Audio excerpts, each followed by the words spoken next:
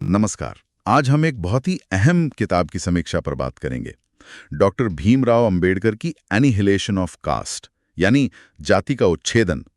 ये सिर्फ एक किताब नहीं है, बल्कि भारतीय समाज की, आप कह सकते हैं, बुनियाद पर एक बहुत तीखा सवाल है। हाँ, और इसकी कहानी भी बहुत दिलचस्प है ना? बिल्कुल। समीक्षा बताती है कि ये किताब असल में एक भाषण थी, एक ऐसा भाषण जिसे देने ही नहीं दिया गया। सही कहा। जात पात तोड़क मंडल ने उन्हें बुलाया था। वो एक सुधारवादी संगठन था उस समय का। हाँ, लेकिन जब उन्होंने अंबेडकर के भाषण का ड्राफ्ट पढ़ा तो उनके होश उड़ गए। हाँ, उन्होंने कहा कि ये तो बहुत ज्यादा क्रांतिकारी है और हिंदू धर्म के खिलाफ भी। और कार्यक्रम रद्द कर दिया। जी, लेकिन देखिए यहीं से बात और खास हो जाती है। अंबेडकर रुके नहीं, उन्होंने उस भाषण को खुद ही किताब की शक्ल में छपवा दिया। ये दिखाता है उनका दृढ़ संकल्प कि ये विचार लोगों तक पहुंचने ही चाहिए। बिल्कुल। समीक्षा इसे सिर्फ एक प्रकाशन नहीं मानती, ये एक तरह का ऐलान था अन्याय के खिलाफ। तो समीक्षा इस किताब के किन मुख्य तर्कों पर जोर देती है? सबसे पहला और शायद सबसे बुनियादी तर्क अंबेडकर का ये कहना कि जाति व्यवस्था सिर्फ काम का बंटवारा, मतलब डिवीजन ऑफ लेबर, नहीं है। हाँ, ये तो काम करने वालों का बंटवारा है, डिवीजन ऑफ लेबरर्स। सही। ये बहुत बड़ा फर्क है। ये सिर्फ ये नहीं बताता कि कौन क्या काम करेगा, ये तो लोगों को जन्म के आधार पर ही ऊंच नीच में बांट देता है, हमेशा के लिए। और समीक्षा कहती है कि अंबेडकर ने इसे प्राकृतिक नहीं माना।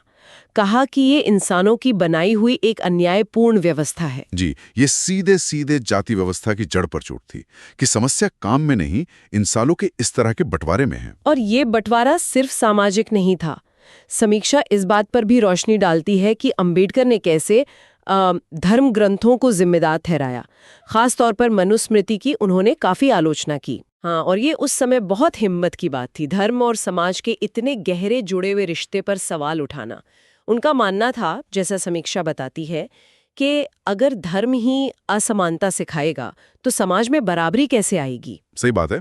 समीक्षा के मुताबिक अंबेडकर देख रहे थे कि ये सिर्फ एक सामाजिक आदत नहीं है। नहीं, बिल्कुल नहीं। इसकी जड़ें बहुत गहरी हैं, वैचारिक हैं, धार्मिक हैं। समीक्षा में गांधी और अंबेडकर के बीच जो मतभेद थे, उनका भी जिक्र आता है, जाति को लेकर। हाँ, ये बहुत महत्वपूर्ण पहलू है। गांधी जी जाति व्यवस्था के अंदर सुधार चाहते थे, वो छुआछूत मिटाना चाहते थे, पर वर्ण व्यवस्था को बनाए रखने के पक्ष में थे एक तरह से। जबकि अंबेडकर, उनका नजरिया बिल्कुल अलग था। बिल्कुल। अंबेडकर मानते थे कि थोड़े बहुत सुधार से काम नहीं चलेगा, ये पूरी व्यवस्था जड़ से खत्म होनी चाहिए। तो ये दो अलग अलग रास्ते थे, एक सुधार का, दूसरा कह सकते हैं क्रांति का।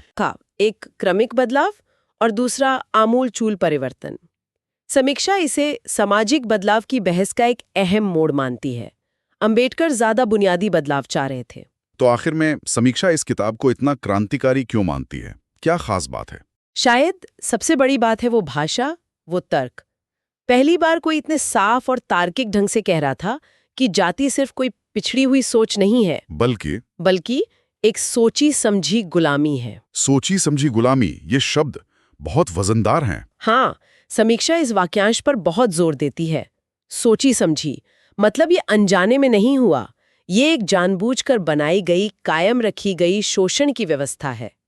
ये नजरिया ही इसे बहुत शक्तिशाली बना देता है। तो इस समीक्षा को पढ़कर लगता है कि जाति का उच्छेदन सिर्फ एक आलोचना भर नहीं है, ये सामाजिक न्याय के लिए एक तरह का एक्शन प्लान है, सतही सुधारों से आगे जाने की बात। बिल्कुल, जड़ों पर सवाल उठाने की बात। और समीक्षा अंबेडकर के उस प्रसिद्ध नारे को भी याद दिलाती है, शिक्षित बनो, संगठित रहो, संघर्ष करो। हाँ, एजुकेट, एजिटेट, ऑर्गेनाइज।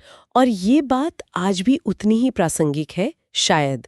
ये हमें सोचने पर मजबूर करती है कि हमारे समाज में आज भी जो असमानताएं हैं, उनकी जड़ें कहाँ हैं, और क्या हम उन जड़ों को पहचानने, उन पर सवाल उठाने का साहस रखते हैं, ताकि सच्ची समानता की तरफ बढ़ा जा सके।